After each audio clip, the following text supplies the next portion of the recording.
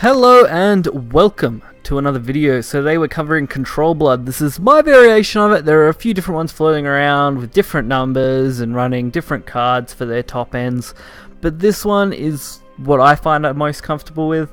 I'm not a big fan of Abyss, plus I don't really have one to run. You could probably put one in here and drop a Blood Hungry Matriarch or just something like that, but I'm quite happy with how this deck has performed so far since I've used it. And overall, it's just a pretty standard control deck with a shit ton of healing. So, you got your Bahamut, pulls all your blood cards. Can't go wrong with that. Pulling anything blood related is usually going to be good. Then you've got your amulets, which really kind of, one allows you to access your other removal. That one just purely blocks you. Mask of Death is great for that. So if you are in a situation where you're close to death and you might need one turn, Mask of Death can really turn that around. Other than that, Vampiric Fortress is your healing. Vampiric Kiss. Fortress is obviously a damager. Revelations is your clear. You've got a couple of clears and heals here. Along with just, Bahamuts for good measure. Blood Hungry is for a great way to get rid of small things, especially forest decks and other blood decks. Obviously your healing and damage as well. That seems to be a really good trend with a lot of the blood decks. You can easily damage your opponent while healing yourself. Belf, because it's great for draw power, especially when comboed with Blood Moon, and even when not, it might just be decent to get the draws that you need. Fanged Serpent is another healing card and a ward, so that works really well, and Pure Hearted just being draw. So you've got plenty of draw power, plenty of clears, plenty of healing, and overall a good way to control the board, which I enjoy about this deck. I can see this being one of the top meta decks for this month, so if you are interested, please check this deck out. As always, there will be a link in the description below, so you can check that out. Also, don't forget to hit the Discord and my Twitter, along with Twitch. We're doing lots of stuff around those, hopefully coming up soon and in the future. So make sure to check those out, and we'll get right into some games. So our first matchup, Haven vs Blood, that's got to be the way to go. We do get to go second, which as a control deck isn't always the worst. First can be good, but sometimes second will work out just as well. That's what I find with most control decks. As an aggro deck, you really want to go first, but control, sometimes it's not too fussed either way.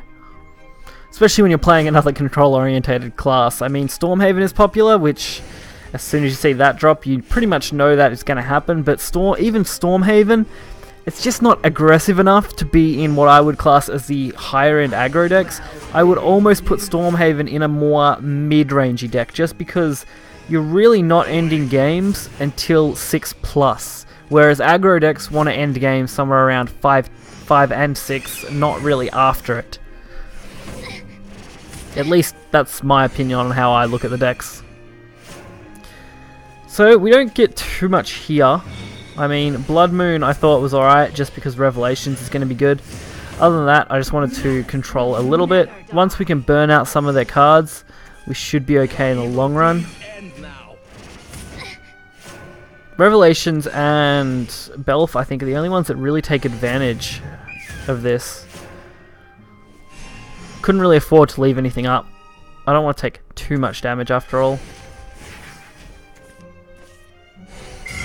But seeing Star Torrent is actually okay. I mean, it's going to be a pain to remove these just because of what we've got on the board here.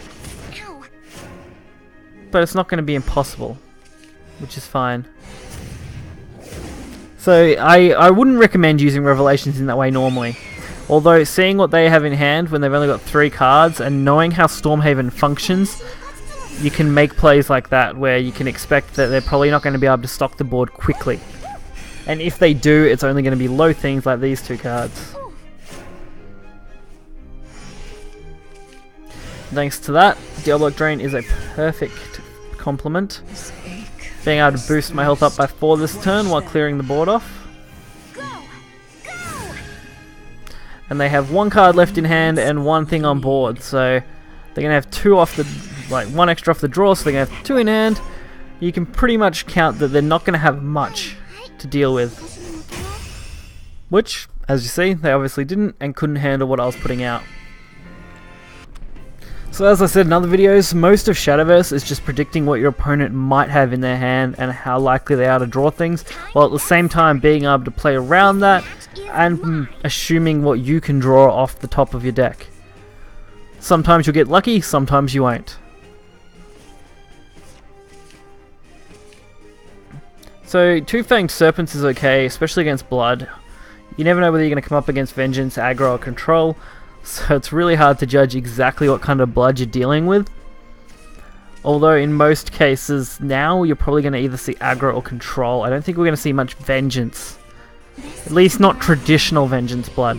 Although, that does pop up regularly. Like, I'm pretty sure this is a Vengeance Blood deck, so it's really hard to say what to expect. But I usually aim to keep wards and clears as much as I can against Blood, irregardless of what might actually be played. So Fanged Serpent is great for that. I could have probably played the Blood Moon, decide against it, thinking that maybe I'm just better off playing this other Fanged, really blocking off the board as much as I can. It's like gold to me. Plus that Belf being played is great for me. Having them at a lower health total is just going to make it a lot easier for me to clear them. Unfortunately, Diablo Drain coming in handy with Blood Moon. I really like that synergy. I almost completely forgot initially when I was playing this that you could actually use that in that way.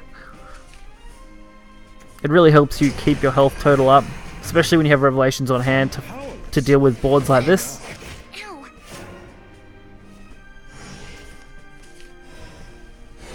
So being able to just wipe the board, start from scratch pretty much.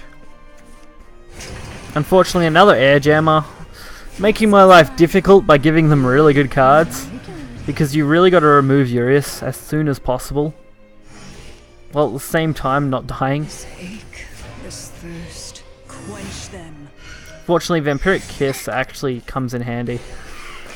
We get to stay at a full health total, clear a couple things, make sure they don't really have an advantage here. Once we push to 9, Temptress Vampire is really just going to steamroll the game, provided we don't get absolutely dominated by Vengeance cards.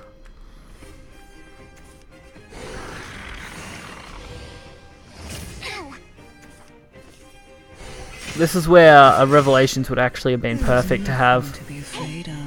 If I could get one here, I would be really happy.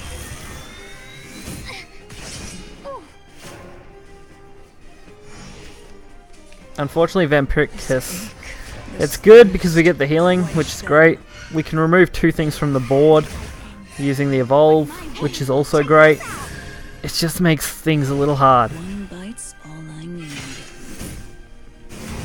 because they are going to get a decent trade against this 4-1, regardless of what they use, just because most cards in a Blood deck can do a good job against it.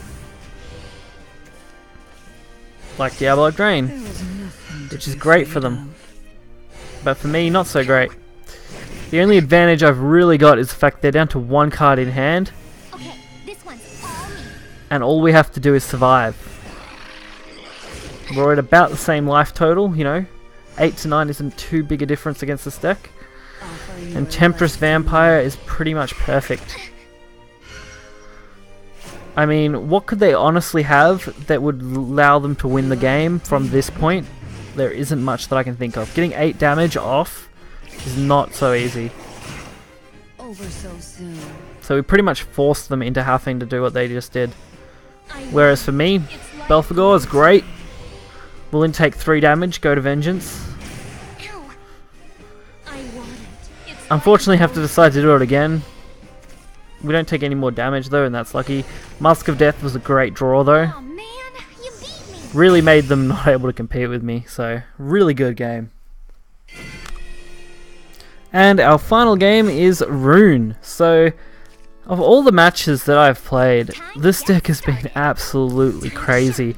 Some of them have been really close, some of them have just been, you know, cakewalks. But overall, it's enjoyable, and that's what's important when playing a deck. If you're not enjoying playing a deck, I recommend finding something you enjoy playing and just sticking with it. If you get bored, find something else. That's usually what I do to keep things fresh. Also, try not to burn out on Shadowverse. Unless you're aiming to be either a competitive player or you really want Grandmaster every month, it's honestly not that worthwhile to push yourself to the brink every day. So we start off pretty good. We're able to get rid of their annoying little Levi. Earth Rune, really popular at the moment. Control Blood, about the same. I reckon we're going to see something similar to Dragon, Earth Rune, and Blood. Particularly Control Blood. Maybe even a forest deck like one of my previous videos. If you want to check that out, you can just go to the channel and check that there. That would probably be reasonably popular. Again, Diablo Drain comboing with Blood Moon is great on turn 4. We can really control really nicely with this deck, which obviously is the idea of Control Blood, but it's a lot easier than I was initially thinking it was going to be to control people's boards, while also keeping your health at a really nice level. So I decided to take this out here. Getting rid of these Earth Sigils I found was going to be more important. After playing Burn Rune for a while, I tend to notice that when I lose my Sigils, it makes it really hard for my follow-up plays, especially about turn 5, turn 6. So even though they're going to have 2 followers on board and have an okay trade, they're definitely going to be at a disadvantage when it comes to comboing their effects off with things like Master Mage or, you know, Golems and things like that. Whereas for me, boosting my health up is actually really easy. So we've actually got an okay set of cards here. It's a pity it wasn't one more turn, but that's alright. Plus it was good that the Magic Illusionist was still on board. Being able to remove that Earth Sigil basically for free is really good.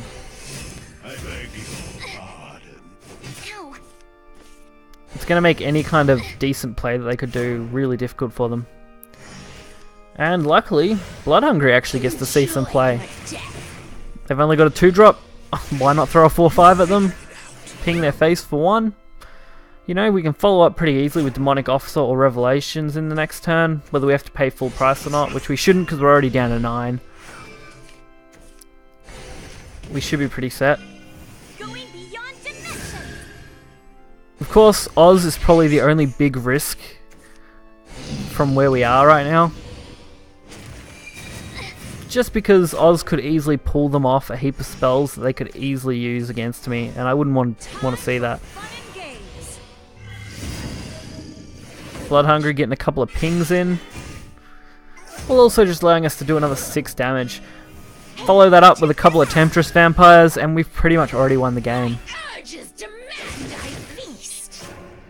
Which I'm pretty sure this Rune player realizes pretty quickly that we're just pretty much going to roll them here. I mean, they try and hang on, but a Temptress Vampire plus the 6 damage on board is going to be lethal. Offer your life to me. It's great that that can hit face. Makes things really easy. So on a whole, I really recommend this deck if you want to play something that's going to be competitive in most cases and win you a fair few games on ranked at the moment.